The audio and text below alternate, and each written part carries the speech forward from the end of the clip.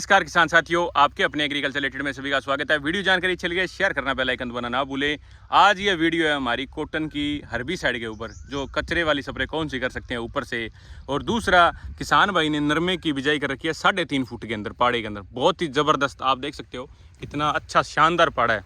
Cotton देखो कितना ज़बरदस्त खड़ा है, कोई अभी तक पानी नहीं लगा इसके अंदर, अभी तक पहला पानी भी नहीं लगा है। और ग्रोथ देखो इसकी, वेजिटेटिव ग्रोथ अच्छी है। और कचरा देखो, कोई भी कचरा दिखाओ आप मेरे को कहीं पे भी। कोई किसान भाई हर्बिसाइड की स्प्रे नहीं कर रहे, क्या इनकी राय यार, कितने सालों से खेती कर रहे हैं। कॉटन देखो कितना ज़बरदस्त, सारे खेत के अंदर कॉटन है इनके, लमसम कॉटन 15 बीघे के अबव है।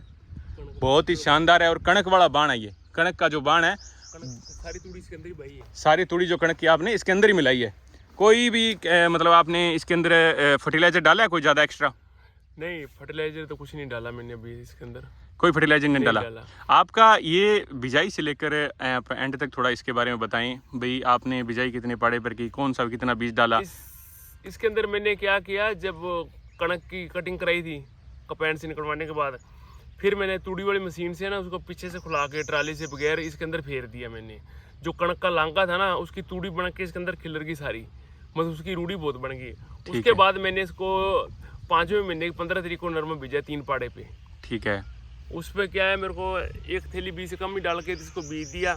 उसके बाद क्या है, इसमें जैसे मैंने अब सिलर मारे हैं, एक ही सिलर मारा है। क्यों कचरे वाले स्प्रे में इसलिए नहीं करता, एक तो जमीन खराब हो जाती है उससे ज़्यादा, ठीक है। एक जो नर में ग्रोथ है वो रुक जाती है। ठीक है। उसके साइड इफेक्ट बहुत है, मतलब जमीन के, जैसे कैंसर तत्व जो होते हैं उसी कारण ही होते हैं जो ज़्यादातर। जमीनी खराब होती है अभी, जमीनी खराब हो जाती है। जमीनी में जैसे करंट होना, जो हर्बिसाइड ये स्प्रे करते हैं इसी वजह से ही जमीन के अंदर करंट होती है, जो कि इसका मिट्टी के अंदर पड़ता है ना, जो मोटी हो जाती है। इसी के लिए मैं नहीं करता।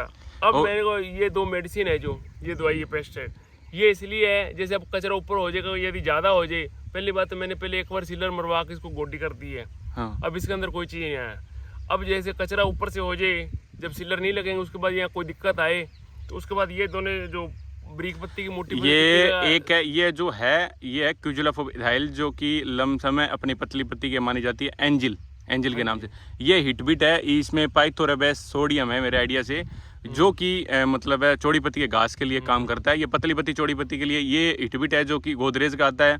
और ये एंजिल है जो अडामा कंपनी की आती है, और अनदर कंपनियां की बहुत भी आती है। ये हमने जो प्रोडक्ट ले रखे हैं ये IPL के ले रखे। इसके अंदर मैं यदि ये स्प्रे जैसे करूंगा वैसे कचरे के अंदर, तो इसके अंदर जैसे मेरे रवि के कहने के, जानी जी कहने के पे 2-3 सालों के, इसके अंदर जैसे मैं यूरिया 1 बीघे के अंदर 1 किलो या 2 किलो डाल के इसमें करता हूँ, जिससे क्या है ये फसल की ग्रोथ बहुत रहती है, जैसे फसल रुकती नहीं है इससे करने के बाद। आपने मूंग के अंदर भी ट्रायल किया इसका? हाँ, मैंने ये मूंग के अंदर भी ट्रायल किया है, मतलब जितनी मैं फसल में जिसमें करता हूँ उसके अंदर ये जरूर डालता हूँ। डालते हो तो इसके कारण आपकी फसल कोई भी वेजिटेटिव ग्रोथ पहले मैं ये डालता था, जैसे दवाई सीधी डालता था, फसल रुक जाती थी। फिर जाने जब से मेरे रवि जी जानी से कॉन्टेक्ट हुआ है, बनी है, उसके बाद फिर इन्होंने मेरे को ये यूरिया का बताया। फिर उसके बाद जब से मैंने यूरिया डाली है ना, उसके बाद ये पता ही नहीं लगता इसमें हर्बिसाइड की स्प्रे की है कि नहीं की है। मतलब प्लांट को कोई प्रकार का नुकसान? प्लांट को कोई नहीं है, ग्रोथ ज्यादा ही होगी उसके, ग्रोथ ज्यादा ही होगी। हाँ, क्यों कचरा बढ़ जाएगा।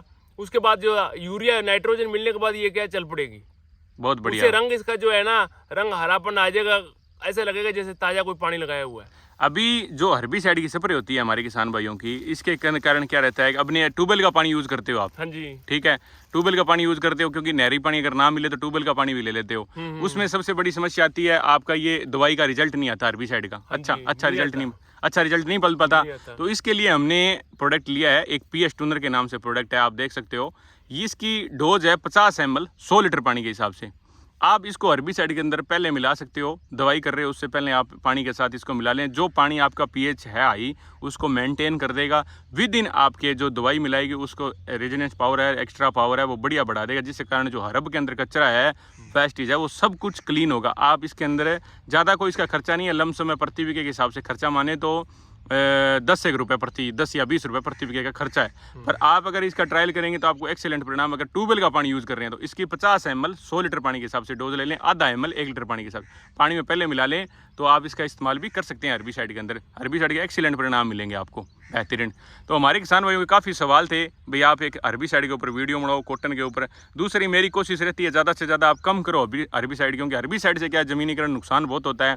हमारे जो साथी हैं इन्होंने देखो 3.5 फुट पाड़ा, देख सकते हो आप पीछे जबरदस्त कॉटन खड़ा है आज के टाइम में, कोई हर्बिसाइड की स्प्रे नहीं हुई है। सिल्लर आपने कितनी बार लगाई है इसके अंदर? सिल्लर अभी मैंने एक बार ही लगाया है। एक बार लगाया है। और इसके अंदर हेरू वगैरह लगाया आपने? नहीं नहीं, हैरो नहीं लगाई, सिल्लर ही ऐसे में अच्छी तरह से सिल्लर पास में करके सिल्लर मार दिया।